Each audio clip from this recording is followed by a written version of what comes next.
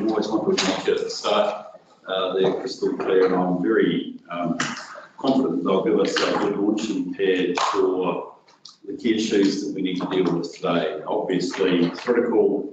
They're all critical, but obviously a key one is the annual report as we go through it. And Carl, we're very keen to get your input, and we clearly get to that as well. To understand where that's going, we're getting towards the end of our cycle of accountability for the community for the last year, which is always an important time for us.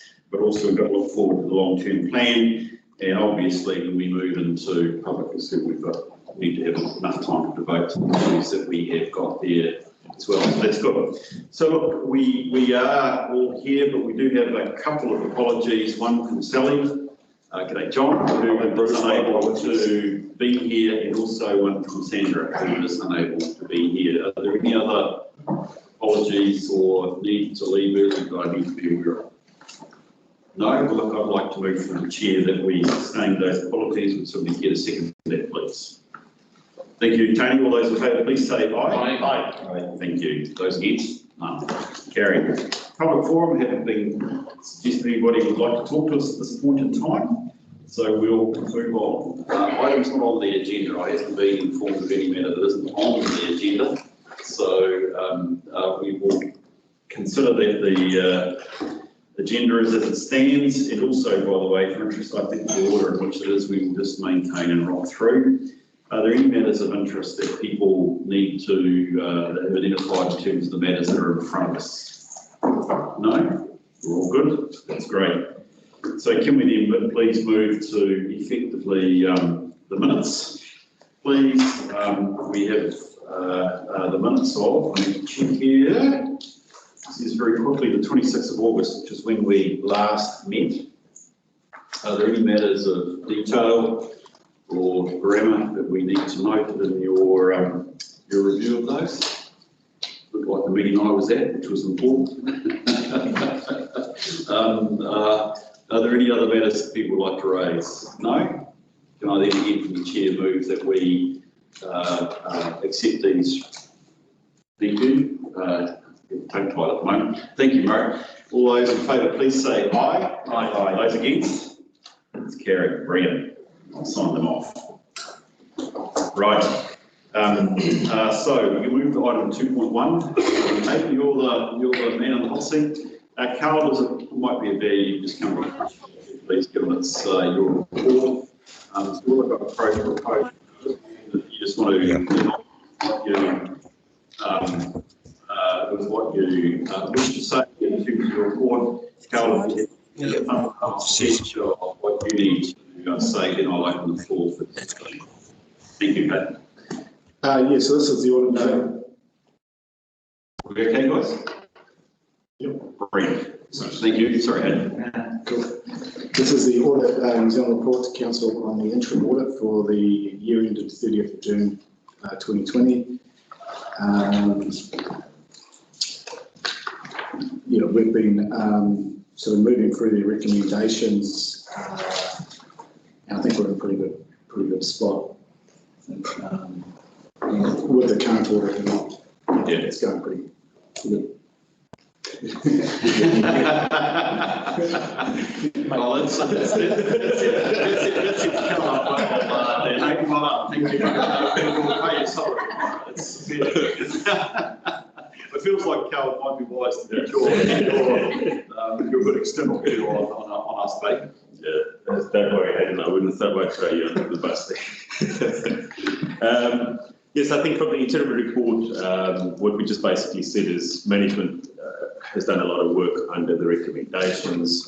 We unfortunately didn't have time to confirm all of those with being in lockdown, doing interims while stuck in Auckland, coming out again in limited time to be on site.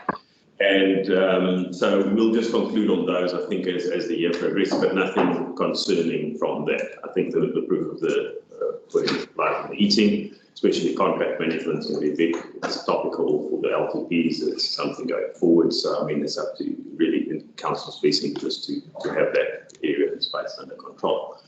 The other big risk area that we did raise was to think about COVID-19 and the impact that it had on the year under review. And I think that, as can be seen from the pack here and from the annual report, there's a lot of areas where you weren't able to do business as usual. Simple things like libraries were closed, swimming pools were closed, facilities were closed during COVID-19. You lost revenue as a result of those. So it's just to talk through and take the readers in the annual report through that journey, and that's typically the emphasis. From a financial perspective, we lost revenue where you say debt is going to be more, you're going to have more doubtful debt if not, and why not? What's the uncertainties regarding your valuations that you've done on the infrastructure side, on the asset side, and also that information is then key for going forward into your LTP plan. So in a nutshell, that's basically where we are. Brilliant. That's what I read as well, so that's good. Questions for Carl or Hayden and Steve or Donna, indeed, if you want to raise one in this report. No? I have, actually. Yes, I've got a question. Oh, sorry, Gary and Terry, you're off the back there. Sorry, I should always check further with you guys before I start going on. Gary, do you have any questions for... To me, it's the elephant in the room. There's no mention about the 6.3 million blowout or the overspend. Can you answer that, Carl? Just specifically, what are we referring to? Which blowout? Well, the 6.3 million overspend that happened was something that is not mentioned, as I understand it, in last year's report or this year's report. Does that refer to last year's annual report and the questions that you asked, Gary? Yeah, the question is, can you hear me?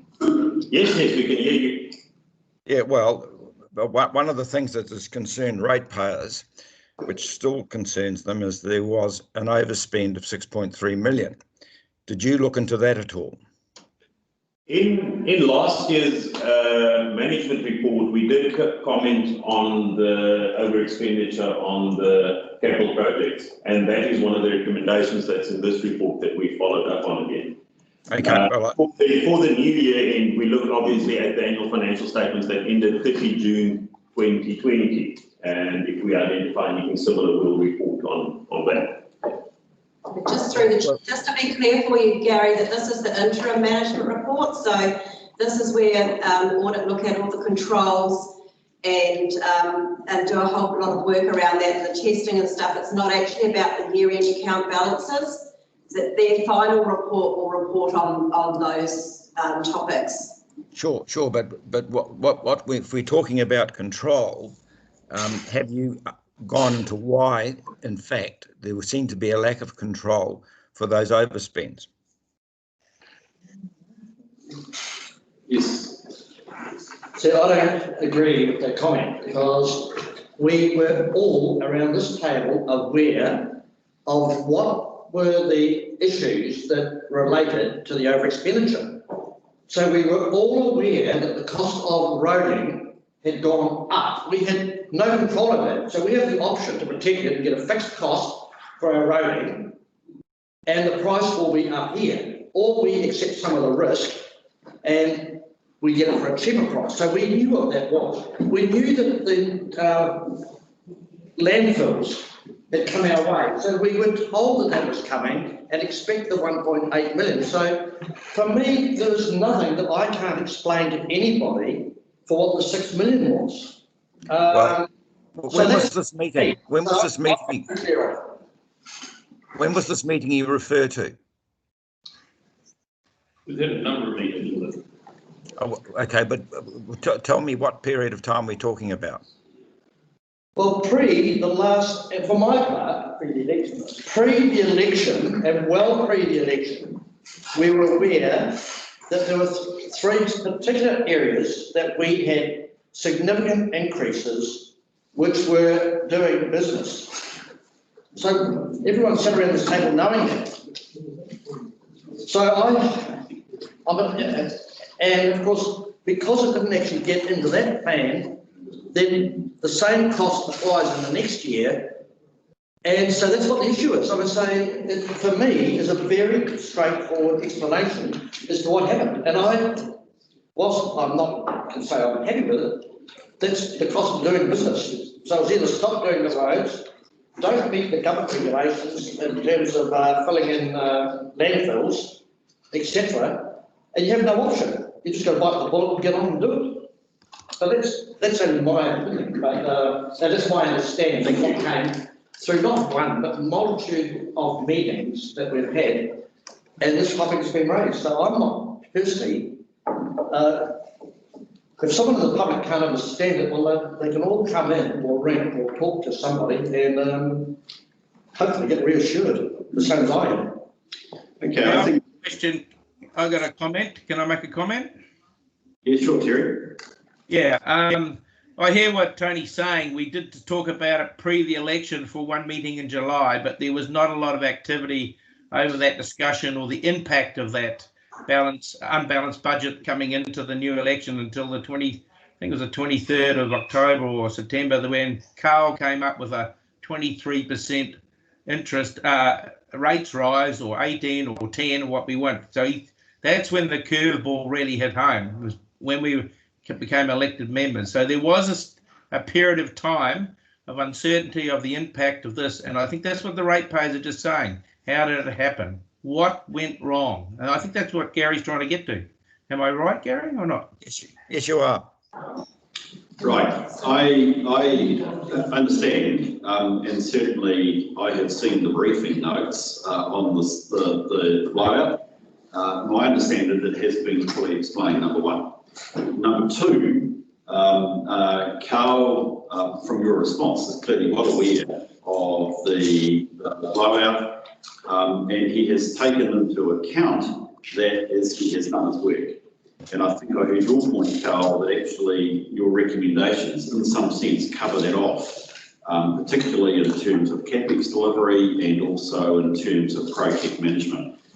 So in terms of this item, the auditor, I'm confident, is well aware of the challenges that we faced as they became transparent from the 2018-19 financial year.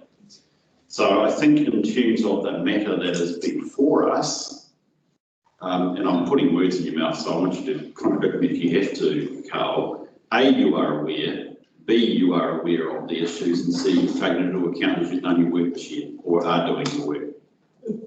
Chair, I think just related to the previous financial year and the previous auditor, it was covered in the management report at the time. Yes. I suppose if the council has got a similar question, it's a new question to answer for this year. Yeah, we haven't looked at that yet. No, so yes, ensuring that the systems have worked, I hear your point, but in terms of the issue that Gary is raising that was looked at in the prior. Sorry, Tony.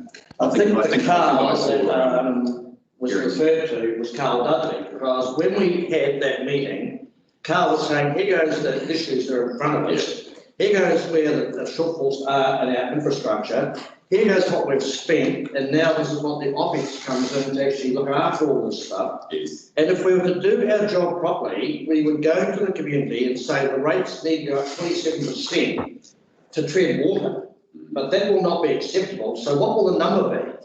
So we sit around here and we reduce everything and we get to 10%, 9.98%. Then we go to public consultation, and then the public say, well, God, 10%, that's too much for us. We don't want anything. And then we sit around here and we agree on 5% or 4.9%. Mm. So the Carl is referring to isn't. I understand that. We so that was the process that happened, and so look, if someone doesn't understand it, well, I appreciate that people don't understand how this game works, but there is nothing to me that is untoward other than the fact that some of these big ticket items go up and they went up beyond our control, and we have to take the rubbish away and we have to keep the roads flat and we have to cap the landfill. So that's the end for me. From my perspective, there was an 8% over expenditure that became apparent between July and October when we were completing the annual report in the 18-19 year. The issue of a 10% rates increase was a debate amongst councillors how to best respond to an unbalanced budget situation that we were facing. That is the 19-20 financial year, that's this year that we're dealing with. The key from an audit perspective in this interim report is the systems and processes that we apply to try and avoid in future being caught between the end of, between July and October when we're producing the annual report of getting any surprises.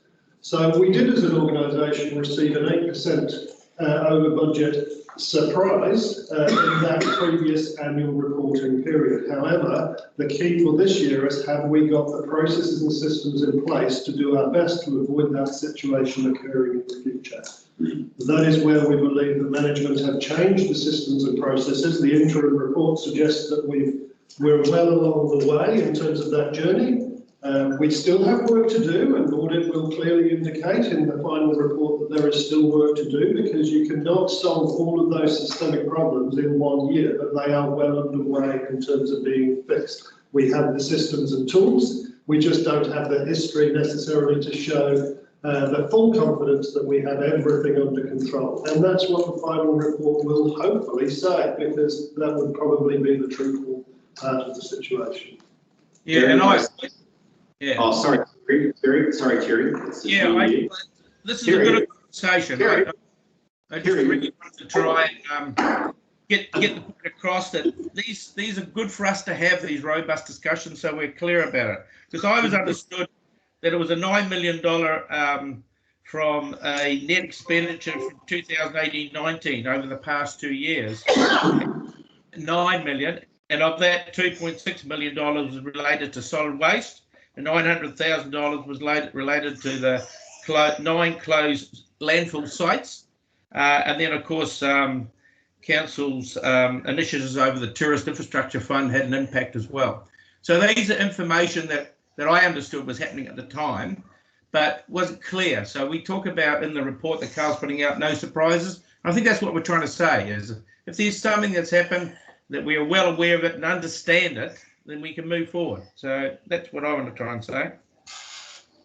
Thank you. I'd like to bring this to a conclusion, but Gary, I'm conscious that I think you may have had your hand up. I'm sorry you froze on the screen there. Sorry. I'll get that down. I'm not got my hand up. Sorry. Okay, rightio. It's coming up. I think actually, Terry, your point's well made. We've had a robust discussion over an area that was tough for council. Carl, we've had it right in front of you, so I'm conscious, A, you said you've been aware, and B, if anything, I know as an auditor, you will have listened carefully as to what are, the concerns around systems. What I would like to do is just go back to Carl's letter, and in fact pick up the point you have made, Rob, about actually the observations of the audit team in the course of their interim work for the current financial year.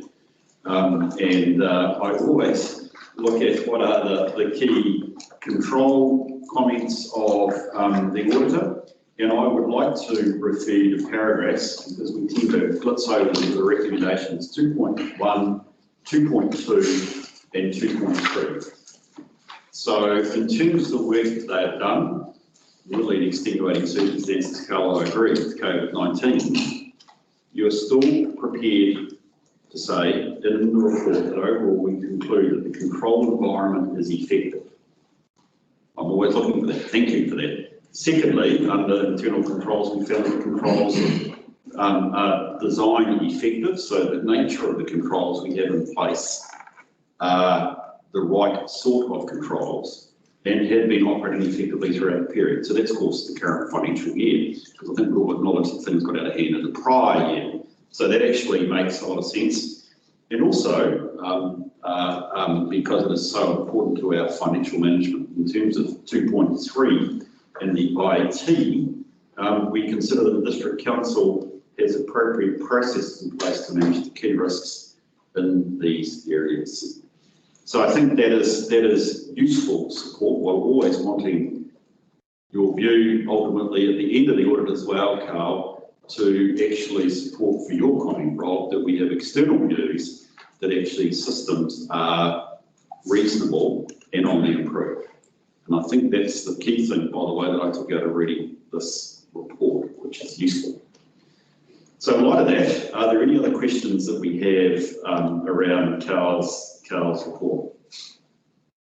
I think if I look at the recommendations, I took probably 3 things out of it, and I think you've covered those. One, you've got some recommendations there around procurement. And secondly, very closely allied to it, CapEx delivery. And I think if I can recall correctly about 6.3, that's actually valid and valuable information and recommendations as a work on. We have management's comments here also in this report about where they're at in terms of those. And I thought the responses firstly showed that actually management were taking Carl's observations seriously. And secondly, they seem to me to be an equal and proportionate response to what I think are key risks. Okay, so I'm looking at Appendix 1, by the way, if you focus into it. And look, the third thing I'm going to was the COVID disclosure, and we'll get to that in the annual report. So I'm comfortable with that, but again, I'm open to a final round. Are there any questions or comments people would like to make on this report? There aren't any final comments? If it's okay, Chair, I just want to provide that assurance to the committee that, you know, we've been through an issue. We've implemented this year some significant new pieces of software management, so contract management and project management software. Those are tools. They are good tools, but they still rely on good staff to do their job. And so it's an ongoing process of training and ensuring that those tools are now used effectively. What we've also done is put in an additional strength between the finance team and those teams that use those tools. So we've not only got the belt, we've got the braces in place to make sure that those systems and processes that have been newly introduced are used properly, they're used effectively, and that the staff that are using them are well trained. So like I say, we haven't got the history of information in those systems to demonstrate that we've solved the problem, but we have the processes in behind to ensure that if we haven't solved the problem, we will find ways to solve it in the future as we go forward. So it's that continuous improvement phase that we're in, and we're looking to make sure that we get up to speed very, very quickly. We're confident that we have dealt with the issue, but again, it's a continuous improvement focus that we have in this space. Carl, I hope that again, as I say, is a very helpful discussion for us to have with you in the room. One of the benefits of having you at the committee.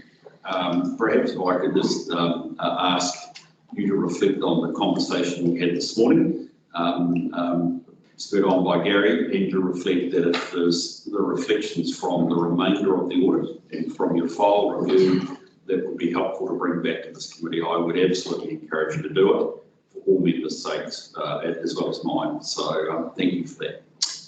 Can we move to the resolution, please, which is simply to receive Carl's report, which is great. There's something prepared to move that. Thank you, Martin. Thank you, Tony. So we'll move that we receive the report. All those in favour, please say aye. Aye. Those against? Those against? It's carried. Thank you very much. Appreciate that. Great. Thanks, Carl. Wonderful. Can we move to the long-term plan, please?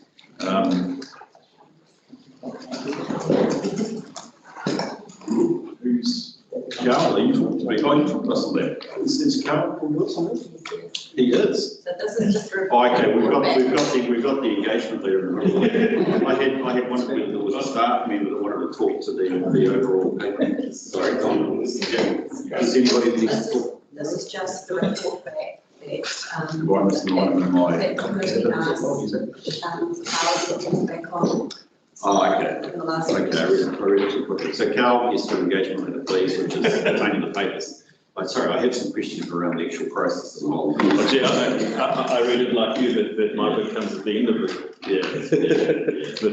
So critical thing, Carl, obviously, while we're badgering you to get the audit out of the way, we also want you to have certainty for us that we need an audit done on the long-term plan as well, mate. So if you could perhaps just give us a heads up on our sketch on what you propose to do. I think the other thing then that I'd like to look at the end of this, Donna, is actually dates. Thank you, Chair. Thanks for that. So from the audit perspective, there's a few critical milestones that we've started engaging with management on that. And the first is we issue a self-assessment questionnaire.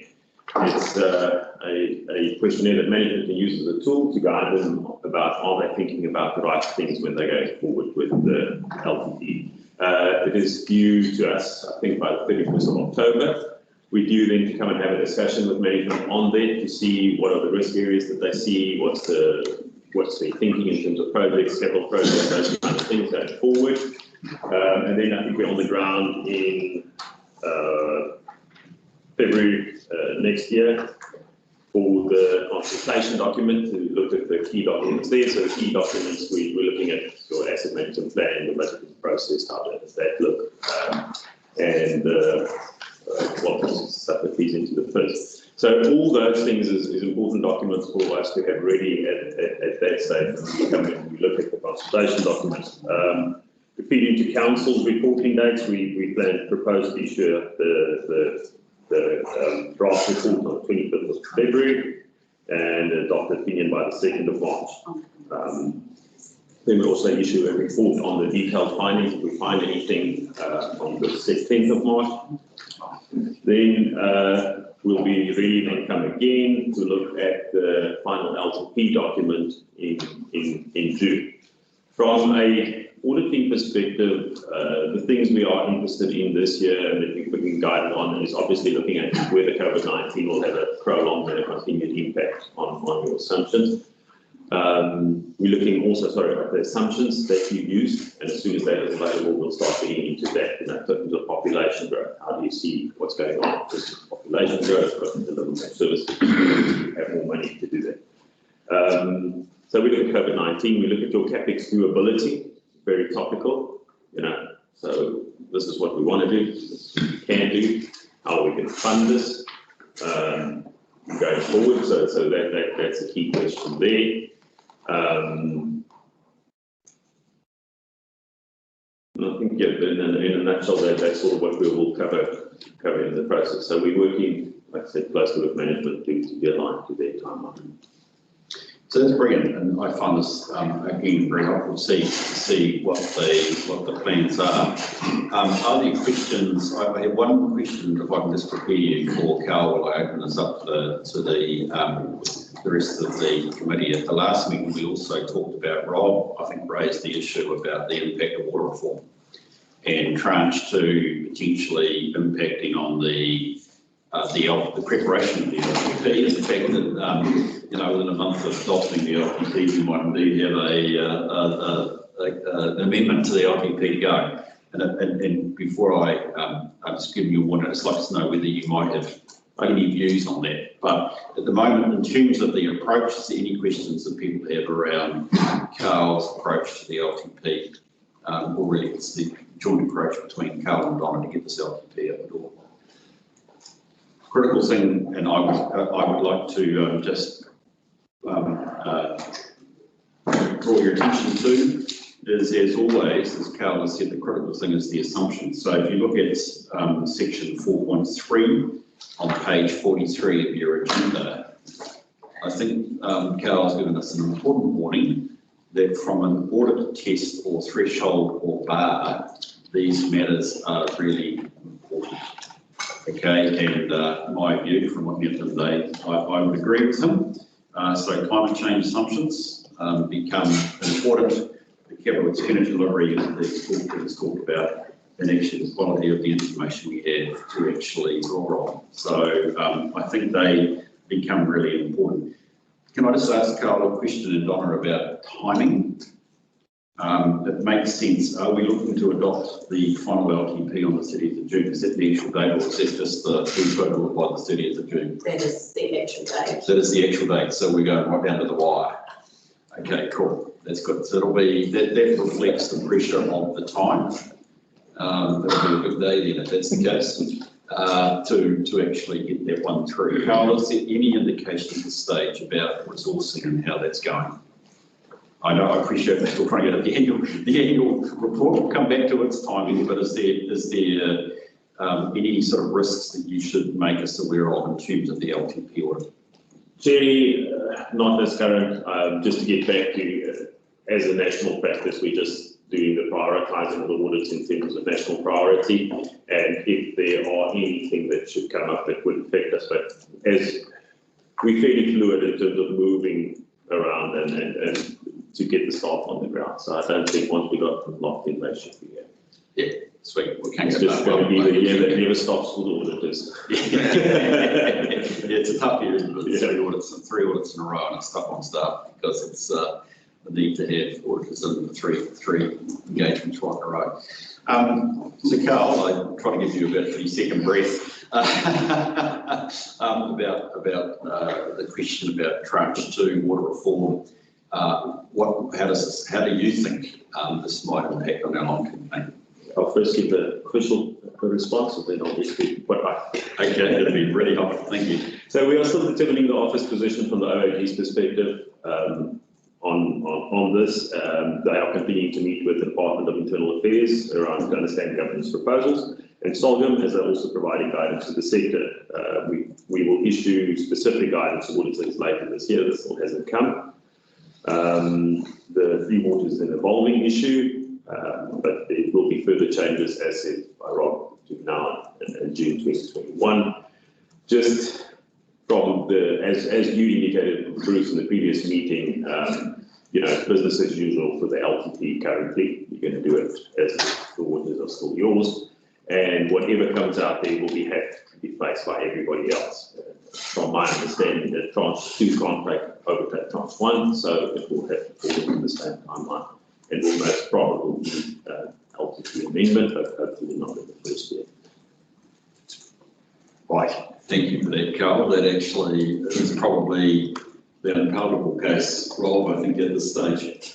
And it becomes part of the transition cost that there's going to be reform of the water sector that may well give rise to the need for an amendment. I think you're right. It probably won't be the first year of the LTP because I think there's a lot of water to go under the bridge before we can contemplate what the amendment might be. I know that's meant to be a pun, John. I'm glad one joke on there that's playing, so that's good. So, so I think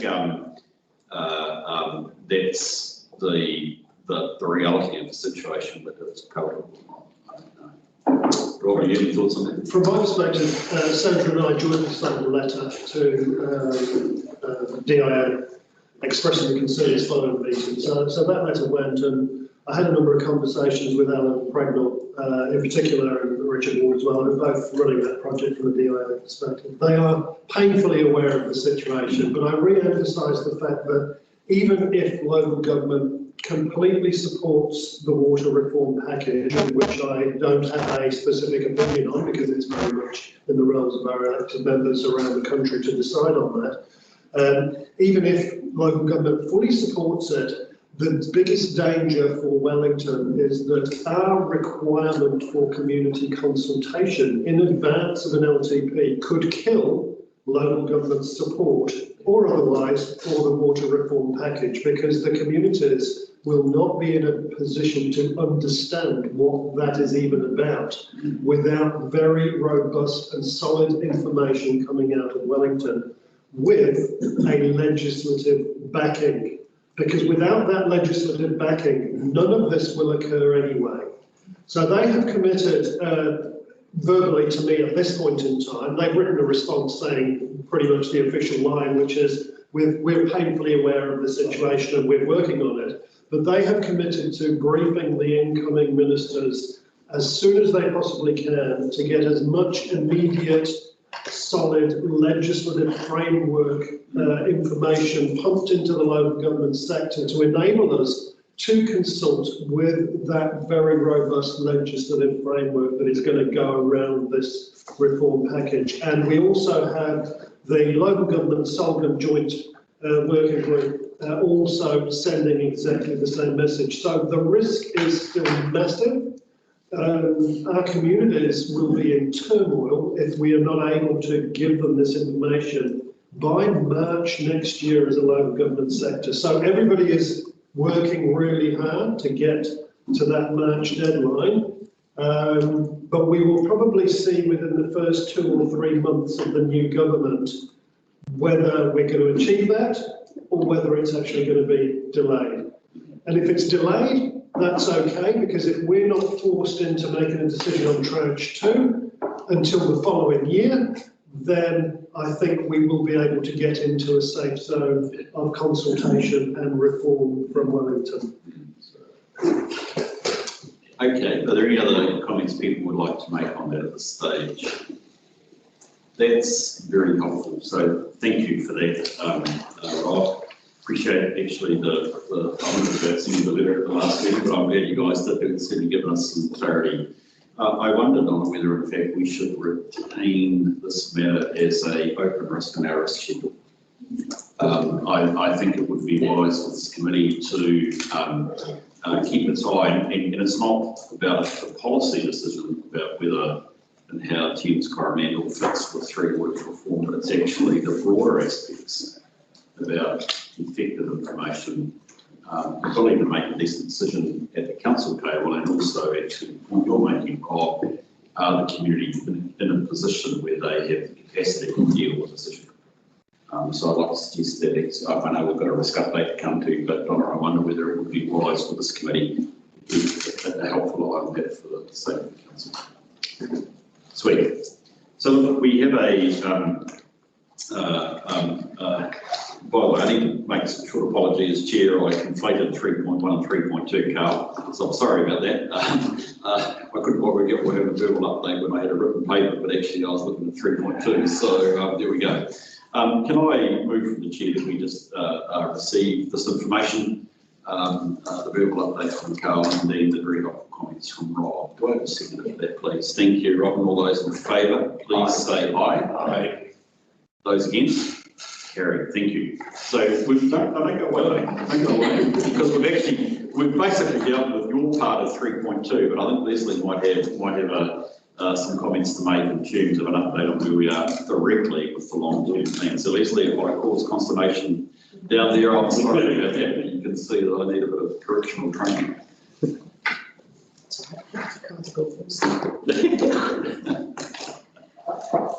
Good morning. Good morning. I won't go over the report, it's just read, but generally we are on track, though I don't mind saying, and everybody around the table will know, we're in the crunch. We've got big budget issues that we're contemplating, and we're starting to do that. We're also starting to think about the consultation with the public, looking at some pre-consultation in November on some of the hot topics. And yeah, I expect that there will be slippage, but we will have to work longer and harder to get there, to get to the 30th of June, or to the consultation, which is, I see, a big deadline for us. So given we messed around with your report, which I apologise again for, if we just go then to the, because I'd like to give the committee a chance to particularly focus on your very helpful schedules. But can I just ask, if we go to Carl's letter, and I'm looking at those again, the dates, I'll find the right page. Here we are, page 46 of our agenda. It's page 10 of Carl's letter. We have those dates there. So, for instance, the most immediate one is the self-assessment, which has got to be there in October, end of the month. Are any of these under stress, Leslie, or are you comfortable, whatever the right word is, that actually the broad outline of these dates, I know that's not directly audit plan, but I presume these dates do fit in with the the LTP development plan. Are any of those at this moment at particular risk from your perspective? No. Just, I'm hearing the stress. Okay. Yes. You're always stressed here. Chat about mental well-being. So, we're quite closely together, make sure that we're aligned. So good. Yeah. Good. So you've got an open line to Carl, keep him informed of where things are at? I think so, yes. Sweet. He hasn't cut me off yet. Yeah, okay, no, that's good. Look, I hear your point that you're indicating that actually in ways which I assume through the rest of the council, where I can talk budget issues and actually is how do you deal with the real issues, the right debate you want to have in front of the community. Thank you, Leslie. Do people have questions at this stage? I've got a question. Just want to say, Terry, I've heard your voice. I've got a Martin had his hand up first. So, well, I mean, it's not specifically about the schedule. Okay, go for it, mate. Okay. Your chance to comment or question. Yeah, so just on the top of page 44, under section 4.3 of assumptions, so it's 2 bullet points there, and I've just sort of counted up the number of times that uncertainty is mentioned, and I think it's about 4 times, uncertainty of the uncertainty. And yesterday we had both the rail trail people and the tourism people talking about the effects of COVID, and that seemed to be quite a mixed bag of increased spending, increased tourism spending in some areas and not on others. So, yeah, I just wanted to raise the fact that a lot of these forecasts and things we're getting, there's probably a higher level of uncertainty than we've had before, because we don't know when another lockdown or outbreak will happen. So, yeah, there's a lot of uncertainty there. And the second thing, just towards the bottom of that page, was about capital expenditure. The local authorities only spend 70% of their capital expenditure budgets. And I know over the past few years, I think TCDC had been sort of 40 to 50%. So I just find it quite interesting that on average, local authorities are only spending 77% of their CapEx budgets. So if we try to spend 100%, it does concern me that we're going to probably have some issues. Well, can I just make a comment there? And what he said is exactly right, and that's part of the problem with our blowout. Yeah. The KPIs that were set by the CERA committee pointed to we've got a 92%, and we're wearing the effect of that. Previously, we used to have some fat in the system, now we've got none. Yeah. It's a mix that we've had for a while. So two points to Martin, Leslie or Brian. Do you have any sort of responses you'd like to make to either how we deal with the uncertainty? I think it's. I mean, I'm not specifically wanting it. Well, actually, I think Carl has raised it. Words in his mouth, because actually, it seems to me how we deal with certainty or the lack of certainty in this LTP will be pivotal, because I don't think matters will be any more certain by the time we get to 30 June. So that's why I'd like to perhaps just raise that as a topic. I think it's worthwhile focusing on that, and bearing in mind that it's Diana who made a good point about the CapEx. Is there any, Leslie or Diana, do you want to give us any ideas from you guys? So you did right about the uncertainty, and it makes these forecasting assumptions even more critical. So we are, like for example, with Bill, we now have COVID coming, and then coming up with one forecasting assumption, they've come up with 3. So, and we're looking at that across the board of, the different scenarios of what could happen, and applying that the best scenario to the LTP. That's really, I think, from our perspective, that's all we can do going forward with the level of uncertainty that there is in that area. Can I just make a comment? Again, I'm agreeing with what I've heard, but in terms of that uncertainty, there has never been so much, or from my perspective, we should never place enough importance on reality. So one of the dangers when we are in periods of high uncertainty is we become too conservative.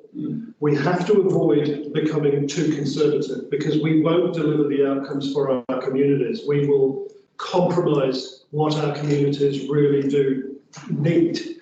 So we have to avoid being conservative, but we can't get into a situation where we take too big a risks at the same time. So we are caught really between the rock and the hard place. So the only way really to deal with that is to have a very strong relationship between management and elected members in this chamber, where we can report very clearly, very openly as we go. We can make the assumptions as reasonable as we can all decide through the LTP process, but it's about making sure that we're prepared for good messages as well as bad messages as a team.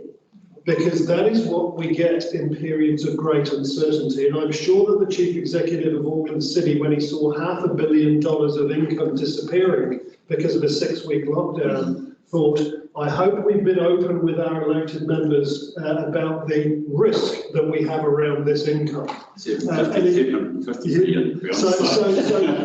the only piece of advice I want to throw out into the chamber at this point in time, is that as a chief executive and as a management team, we want to be as realistic as we possibly can. We want to aspire to deliver the community aspirations as much as we possibly can, but that comes with risk.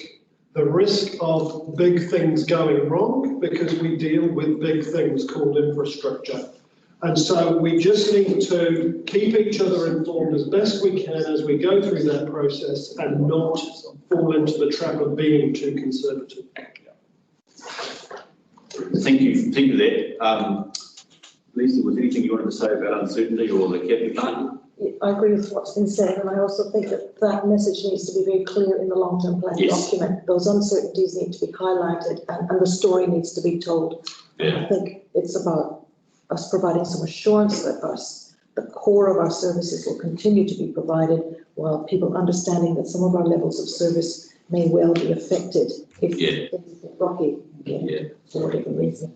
I think actually, and I agree, sorry, and also obviously agreeing with you, it's also that actually means the nature of the disclosures may be more, because I think the uncertainty or well, actually it's a requirement of the Act, but actually the disclosures around that uncertainty are really important, so that we can also, I think, from a big picture perspective, retain wriggle room. It's not a very good phrase, but ability to move should circumstances change. Excuse me, Terry, I'm conscious that I think you may have had a question or started saying something, and I said, hold on a tick, Terry. Was there something you wanted to raise about this item? Yes, it was, and I'd like to raise, if I got a quick comment, and it was following Martin's comment about 77% of capital projects completed from councils. I was on the liaison committee with the CE back in 2018, and we were doing, prior to Rob, 40 to 45% of the capital programs. So we lifted that number up to around the 90% to try and improve that capital projects, because they were loan funded and we were deferring projects and they were rolling over into retained earnings. And that was to see an improvement, and that was obviously done. One of the issues from that was that depreciation kicked in when we did get a high number. So I appreciate what we're trying to do, but with capital projects and achieving what we set out to do, and not making the project list so unachievable. And I think that was one of the issues around that time. The other comment I want to make, and maybe it's the time now, I'm not sure, but the Development Contributions Committee was formed back in 2019 and has sat there and done nothing. And I just wondered where that kicks in with this discussion around the long-term plan programming.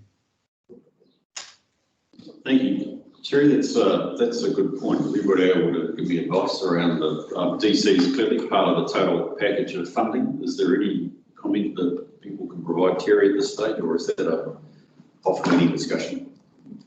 So just through the chair, so with the DCs, we're still working through that. We are bringing the DC policy.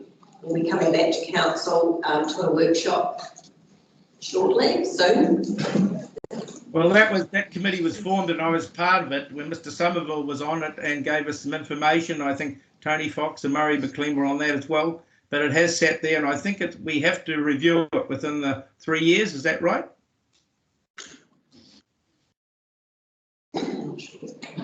Can I just ask Tom to come back to you on that one, Terry? I'm making some assumption that actually that committee may have been, in some sense, bypassed. If you've got the policy on the go, as you need to review every 3 years and bring it back to a workshop. But if we could just have some clarification around this, I think that can be dealt with outside this meeting.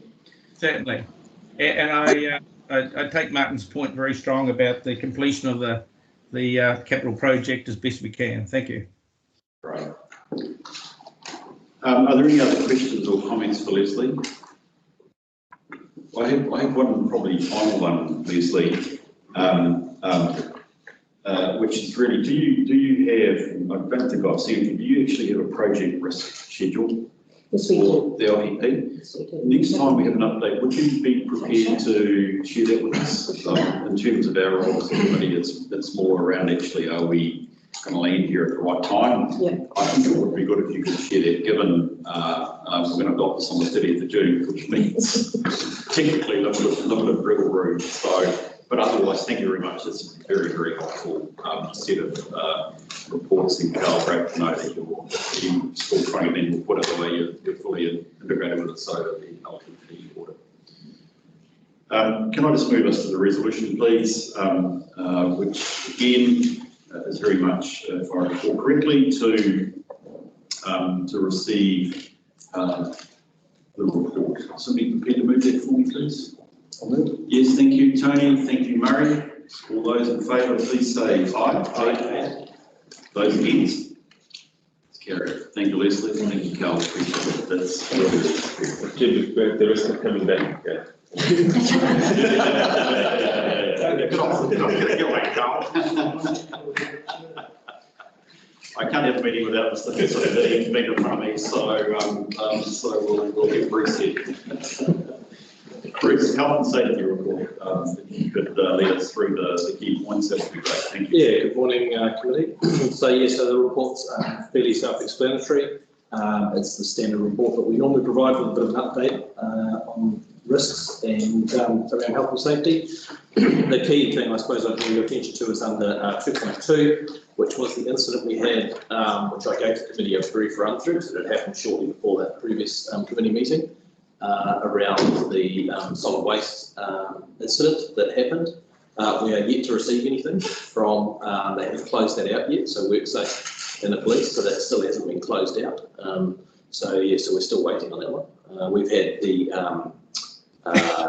independent health and safety consultant that we've engaged, so he's been working on our behalf for that one, and so he's keeping in close contact with our contractor, WorkSafe and the police, and we're still just waiting on that one. So had kind of Can I just ask a question? Is that Ray's son that had that accident? Correct, Terry. Yes, it was. Yeah. We're recording the meeting, so I'd rather we kept names out of the meeting, if that's okay. Yeah, okay.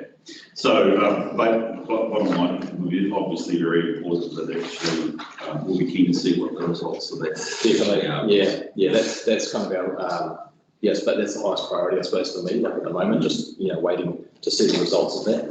I guess, just reflecting the sensitivity, the one question I might have, and is actually, have there been any learnings recognised yet, and have they been put in place? From that specific incident? Yes. No, so there's no issue really that have been identified out of that specific incident. Okay. We're still just waiting to receive the report. We've looked at it. There's nothing specific at this stage. We're just still waiting to hear the information back from WorkSafe. Yeah, it's always a key point, isn't it? We want to know, are there any learnings, any things that we exactly, yeah. So we believe we've done what we need to around auditing contractor performance, their checks, all those kind of things. Yes. But we're just still waiting to hear back at this stage.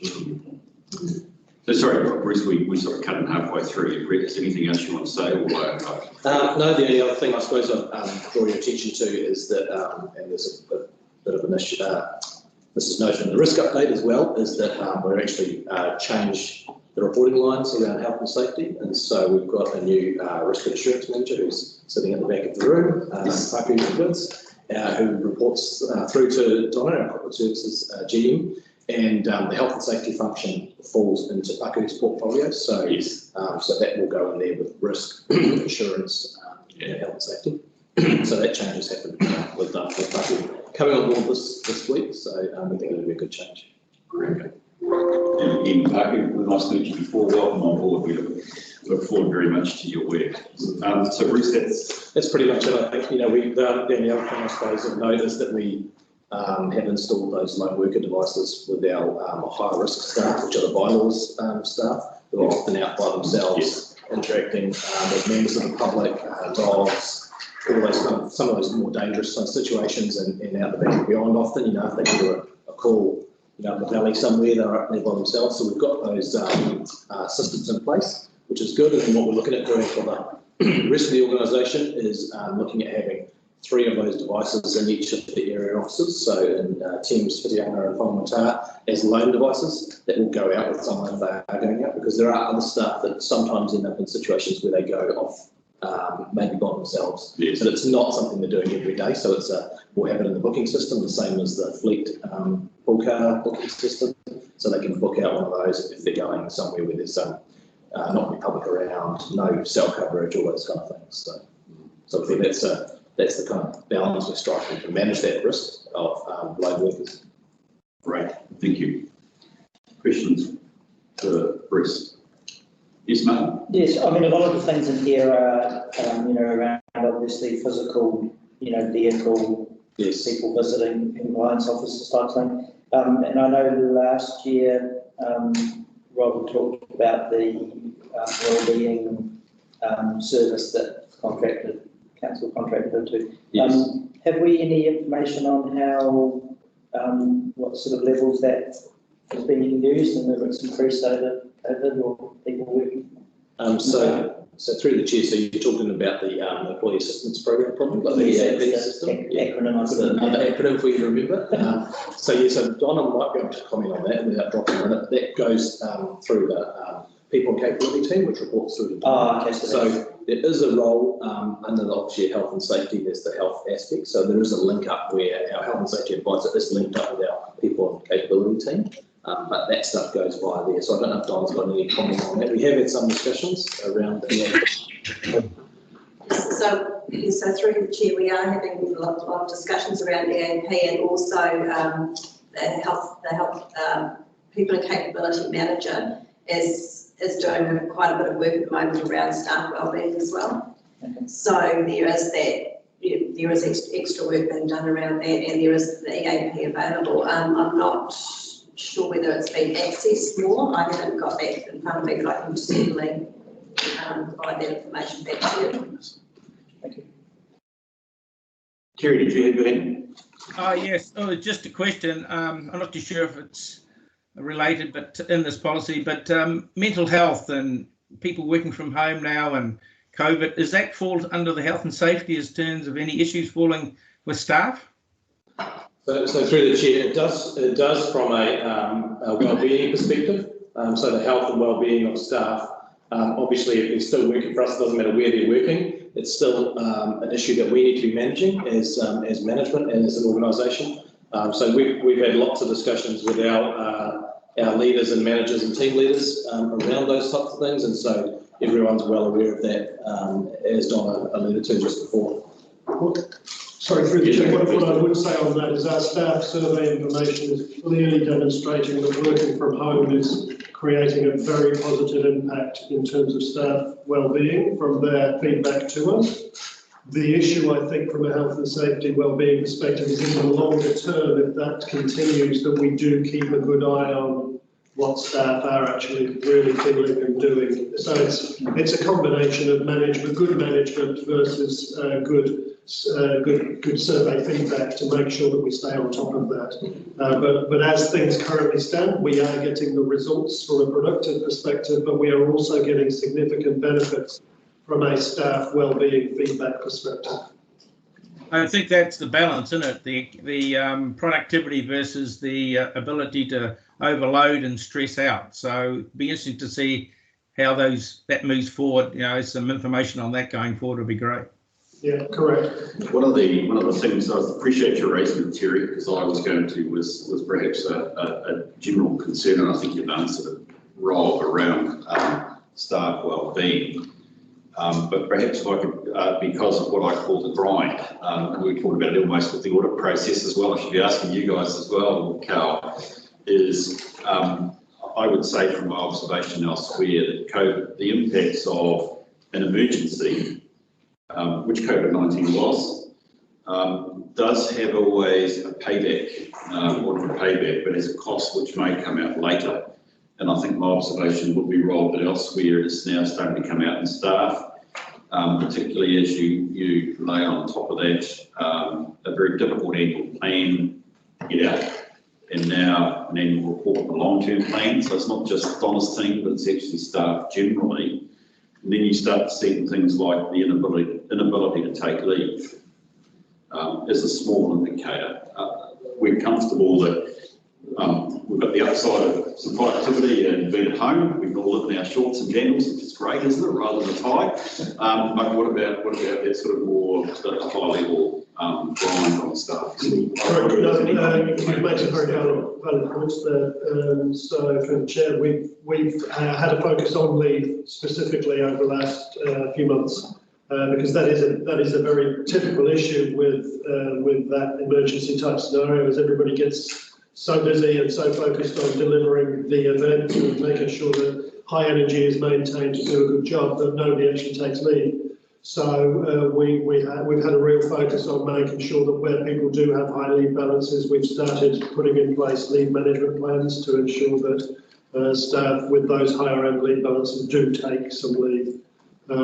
Obviously, high leave balances are an indicator of other things as well, but particularly following COVID, it's one of our focuses is to get people to take leave. Through the chair, it is just picking up Rob's comments. It is a tricky situation because with the COVID and the travel restrictions, a lot of people have pulled back, so they had leave booked, and then obviously with no travel, even domestic travel, it's creating uncertainty between regions, and so a lot of people have pulled back and they're kind of waiting. So we are having that leave management approach, looking across the top to go, okay, we understand why you might be holding off, waiting for things to open up again. However, you can't hold off. It's not good for your health. You do need to take leave. So that's where we're kind of intervening and working with our teams around it. So. Good, I hope you're acting on that. As a joke, tell them Queenstown is open for business. Yeah. So it'd be nice to have some Teams people there rather than all of us. But anyway, we'd be keeping us saying that. It is important that we it is important that we understand this, and I want to just address this to members that actually this is good reporting, and Parker, I do look forward to your input as well. One of the things is that we have got used to having reports on health and safety, but I want to just pause and reflect that you as individuals and as officers have due diligence obligations in terms of health and safety. So it's not just about Rob reporting to us, and Rob feels not only the effects of being an officer, but also being liable. You aren't, luckily. But you do have obligations, and even when we have an investigation, we should always be concerned, have we met our due diligence obligations? So I'm just wondering, I'm asking the members of the committee, are you comfortable that you understand and are on top of how we manage health and safety within the council? But there's more information that you would like. Sorry, Terry? Yeah, I've got a comment, and that is I'm not happy because we're in a whole new world at the moment. There's a whole lot of unknowns going on with this, so we are relying a lot on Rob and staff to talk about this and come back to us, so we are informed because it's a new world. People haven't worked at home sometimes ever, and now they've got to build their lifestyle around home and the impacts of working alone and all those things that I'm not aware of. So yeah, I am concerned. Good. I'm glad that you retain concern. The question is there anything else that we should be doing? For instance, have you visited with staff what it's like to have health and safety for a team out on the road or doing a job? Are you aware of actually how we live out health and safety? I would certainly like health and staff to come to some of these meetings and talk to us about how they're dealing with it from one or two from time to time. It would help. We can't really actually go to their homes and observe them, can we? That would be quite improper, I would have thought, and we're reliant upon what they report to us. Good point, Gary. I'm not exactly certain that the home issue is the biggest risk that we would face. It's more, as we can see here, the risks that we run through our contractors, for instance. Yeah. It's whether in fact we're comfortable with those that we're getting the full reports of incidences. Yes, Tony? I just want to pick up on one of those comments. I don't believe it's our role to have staff talking to us about anything. we have a chief executive who is employed by us, and he looks after risk. So he and his senior staff will report back, and I have complete faith in the fact that we have a process that's ever evolving, and those issues come to us. We get into a very dangerous place if we think we are the people who are going to start to interrogate the staff to see how they feel about life. I think we all understand that life has changed for many people in all aspects of life, but I have the utmost confidence that health and safety is here, that people have something go wrong in their life and they can't produce. That'll be the utmost concern, I'm sure, of the chief executive. So I would have my information coming from there, and it's consolidated and it's consistent. And the thought of me going and having a one-on-one with other staff members, see how they feel, that'd be absolutely out of order, in my view.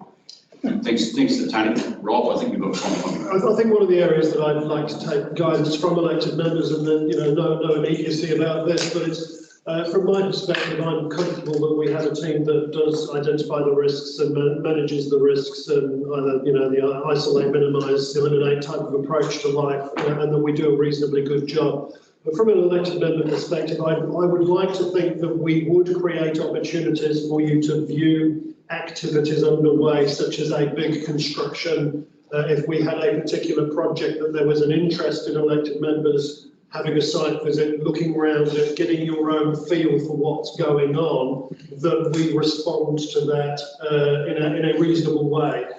So again, I would certainly not be encouraging elected members to walk onto site and sign in through the health and safety register, but I would certainly expect our staff to have a very open and welcoming approach to whether you did want to delve into finding out more information about key projects, because that would be where our major physical risks would occur. But also during the LTP type process, and particularly during the induction type process, I always make sure that we encourage staff to take our elected members around the district, to infrastructure, to identify those core hazards, risks, even if they are physical. This is a cliff, it's well known to collapse occasionally, and this is a risk for council from a health and safety, but also from a community safety perspective. So I would like to think at the high level, everyone around this table is aware of those highest level risks from a community perspective, but also those operational risks that we do face. And if ever you have any question around that you are provided with an opportunity to delve into a bit more detail in a controlled way with our staff, so that we can keep each other in that safe zone as we examine those sorts of issues. So I do encourage that, and I will take advice from our elected team if there are more opportunities requested or desired. Yeah, Rob, I appreciate that. That's really good. I actually came to sit where Tony was. We were up here a little bit. I mean, I'm always get the loan officer working alone, how that works, what practices were around that. But I've got faith that they've got the alarm and the actual working of it.